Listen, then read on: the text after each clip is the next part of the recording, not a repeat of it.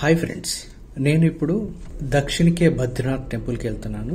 అదేనండి బద్రీనాథ్ టెంపుల్ మన తెలంగాణలో ఉంది. ఈ రూట్ ఇప్పుడు అక్కడికే వెళ్తుంది.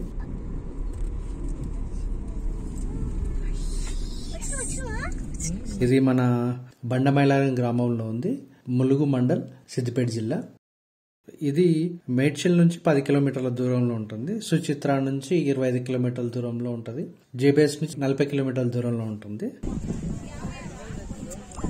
ప్రశాంతమైన వాతావరణంలో గుడి ఉందండి. ఇది ఉత్తరాఖండ్లో ఉన్న మన బద్రీనాథ్ టెంపుల్ ఏదైతే ఉందో సేమ్ అదే విధంగా కట్టారు. ఇది ఇక్కడ కూడా ఉత్తరాఖండ్కి సంబంధించిన వాళ్ళు ఇక్కడ చాలా మంది ఉన్నారు. వాళ్ళే ఒక సొసైటీగా ఏర్పడి గుడిని కట్టారు. చాలా మంది ఉత్తరాఖండ్ వెళ్ళి ఆ బద్రీనాథ్ని దర్శించుకోలేరు. ఎందుకంటే పెద్దవాళ్ళు ఉంటారు, ఆరోగ్యం సహకరించిన వాళ్ళు ఉంటారు. ఆ బద్రీనాథ్ దర్శనం అందరికీ ఉండాలి అని చెప్పేసి ఆ మంచి ఉద్దేశంతో ఈ గుడి కట్టారు. గుడికి వెళ్ళినప్పుడు చాలా ప్రశాంతంగా ఉందండి. ఇక్కడ స్పెషల్ ఏంటంటే బద్రీనాథ్ టెంపుల్ నుంచి తీసుకొచ్చిన అఖండ జ్యోతి, అంటే అక్కడ వెలిగించి అక్కడ నుంచి తీసుకొచ్చిన జ్యోతిని బస్ ద్వారా తీసుకొచ్చారు. ఆ జ్యోతి అనేది ఈ గుడిలో ఉంది.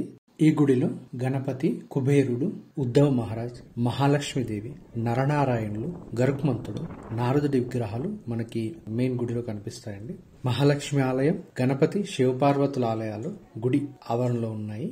గుడికి వెళ్లి దర్శనం చేసుకోవడం అనేది మన అదృష్టం. ఎందుకంటే మేము అక్కడికి వెళ్లి బద్రీనాథ్కి వెళ్లి దర్శనం చేసుకోవడం అంటే అది ఎప్పుడు అవుతుందో తెలియదు, కానీ ఇక్కడ ఈ బద్రీనాథ్ దర్శనం జరిగింది. అదే నాకు చాలా ఆనందంగా ఉంది.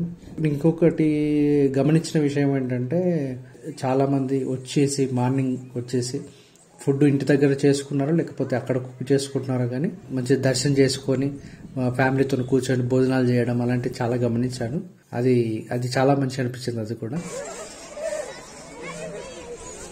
ఇక్కడ ఇంకా మన సంతలో కూరగాయలు అమ్ముతారు కదా, ఇక్కడ అది చాలా బాగుందండి. కూరగాయలు ఫ్రెష్ గా ఉన్నాయి. చాలా అంటే మంచి కూరగాయలు అనిపించినాయి. చూడగానే తెలిసిపోతుంది కూరగాయలు.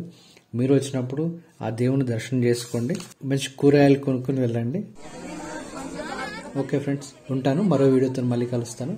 మీకు నచ్చినట్లయితే లైక్ చేయండి, షేర్ చేయండి అండ్ సబ్స్క్రైబ్ చేయండి.